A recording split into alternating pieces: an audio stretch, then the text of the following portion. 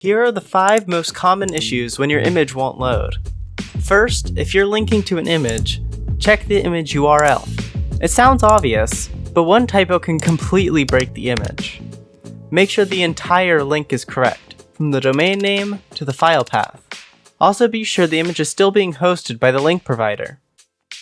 If you're using the media library and the image isn't uploaded to it, the picture can't be loaded. Make sure it's actually uploaded to your site. Check out our tutorial on the media library to learn about uploading images. Linking to an image on another site? If it's using HTTP and your site is using HTTPS, most browsers will block it.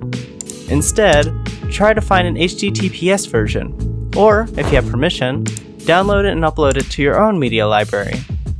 Not all file types are supported by WordPress. Unless you've got a plugin for it, stick to the basics. PNG, JPEG, GIF, WebP, HEIC, and HEIF files are all supported by WordPress. Lastly, making changes to an image in your media library can break links to it on your site. To fix this, go into the page or post and go to the image block. Click Replace, then Media Library, and then find your updated image. You may have to do this with each change to the file. Hope this helps. Like and subscribe if any of these fixed your issue.